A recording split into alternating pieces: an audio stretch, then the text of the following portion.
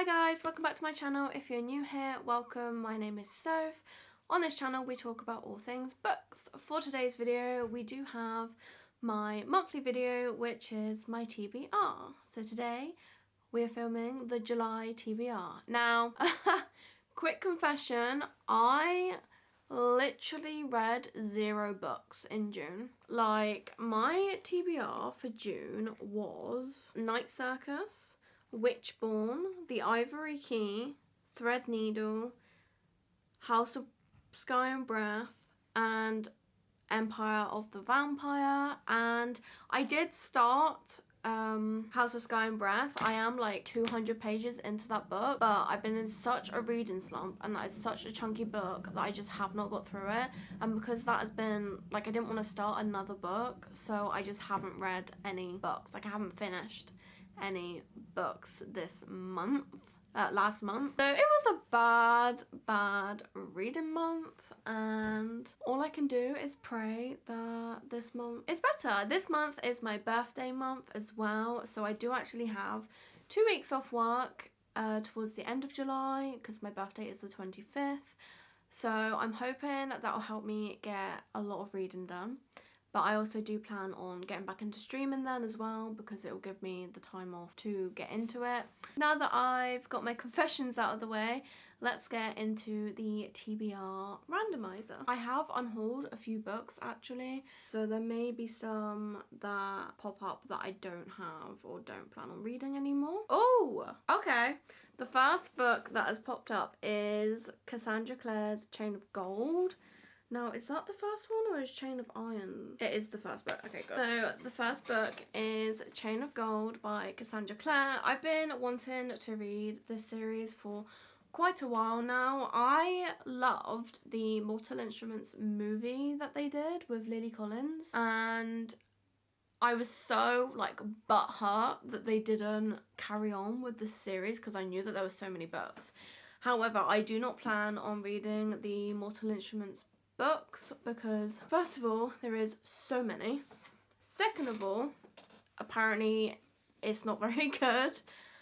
And third of all, I've watched most of the series anyway, so I don't really feel like I need to at this point. But this is obviously like a spin-off of that world, but I think it comes before. I'll just read the blurb for you. So it says, love cuts deeper than any blade.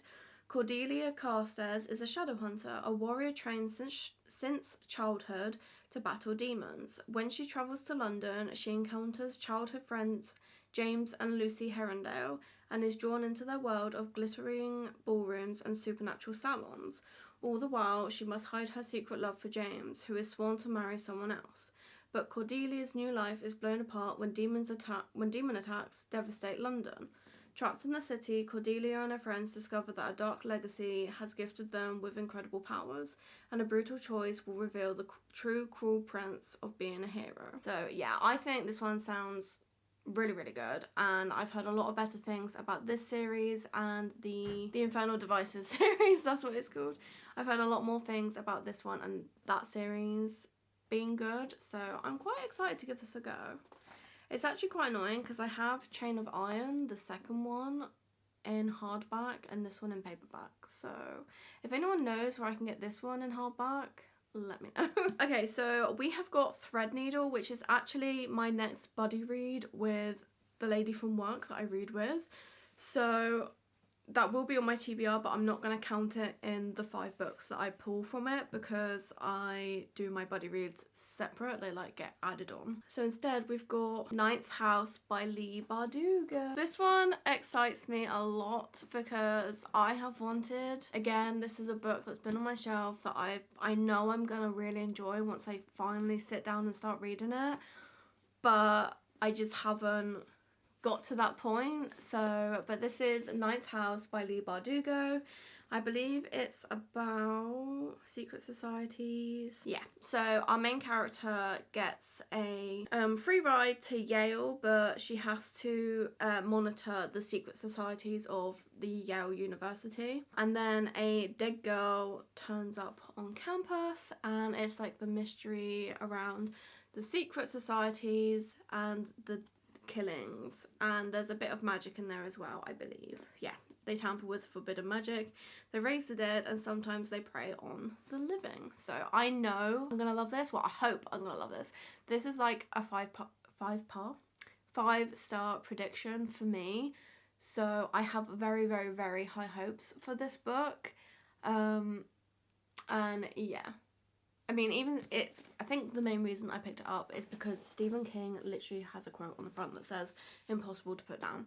So if the King of Horror himself says that, then surely I'm gonna love it. Actually, I hope so. But yeah, I am very glad that this is actually probably going to be my first one. And the ones that are coming out aren't too chunky either, which is very much my favourite thing to happen. The next one is Bone Crier's Moon, which is also really exciting because this is one of my newer books. So we have Bone Crier's Moon by Catherine Purdy. First of all, stunning book. Like, these types of aesthetics on fantasy books are my fave. This is, first of all, a really, look how easy this is going to be to read. Love it. This was in my, I think my most recent haul. I did like a massive book depository haul, and this was in it, so I'm very excited to get into it. And it just says on the back, Bone Criers have a sacred duty to ferry the spirits of the dead to the afterlife, but the gods demand a sacrifice from them to prove their dedication. Elise has been prepared since birth to become the matriarch of the Bone Criers, but first she must complete her rite of passage by finding and killing the boy she is destined to love. Bastian has been seeking revenge for his father's death at the hands of a bone crier. When he finds Elise on the night of her ritual, their fates become entwined in life and in death.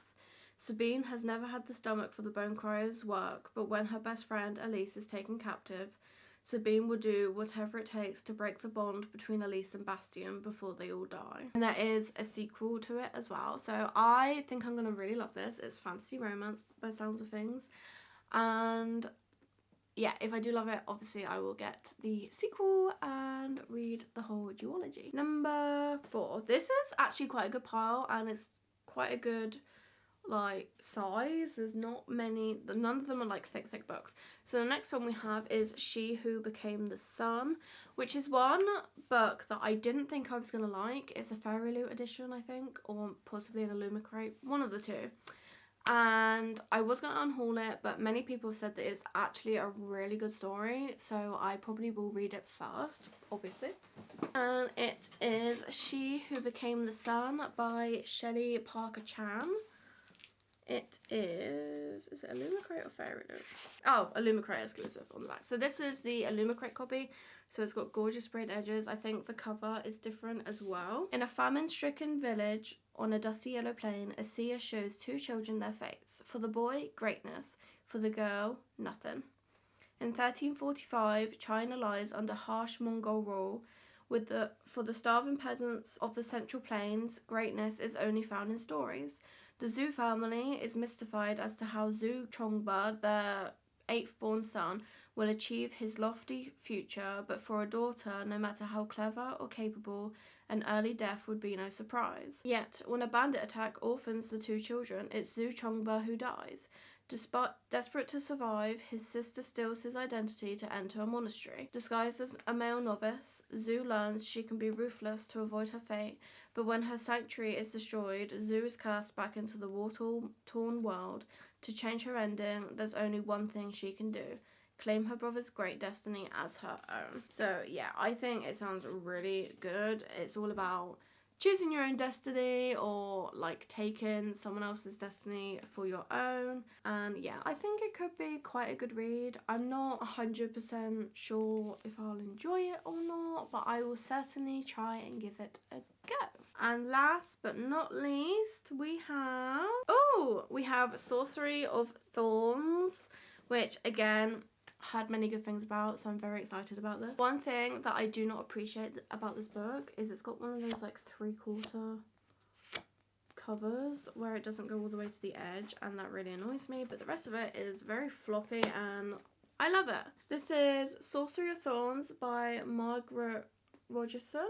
Sorry, it's a bit hard to read when everything is literally shiny. And it says on the back, all sorcerers are evil. Elizabeth has known that as long as she has known anything. Raised as a foundling in one of Ostermere's great libraries, Elizabeth has grown up among magical grimoires that rattle beneath iron chains, capable of transforming into grotesque monsters. When an act of sabotage releases the library's most dangerous grimoire, Elizabeth is accused of treason. With no one to turn to but her sworn enemy, the sorcerer Nathaniel Thorn, and his mysterious servant, she finds herself entangled in a centuries-old conspiracy. Not only could the great libraries go up in flames, but the world along with them. I've heard many good things about this and I am very excited to read it. I don't actually know what drew me to it originally. I think it was literally just that I had heard a lot of things about it. And I think there may be a slight romance in there, maybe. I hope so anyway. I love me some fantasy romance. But yeah, so very excited. That is all my books for this month. These are some good picks. So just to recap, we have Chain of Gold, Ninth House, Bone Crier's Moon, Sorcery of Thorns, and She Who Became the Sun. So it's very much a fantasy month, which honestly I don't mind because I absolutely adore fantasy books. And I'm very excited to read all of these. If you've read any of these, please let me know what you thought or what you think I'm gonna think. And let me know what's on your TBR because I can always take recommendations. But for now guys, that is it from me today and I will see you in the next video. Don't forget to give us a big thumbs up and hit the subscribe button so you don't miss the next video. Bye guys!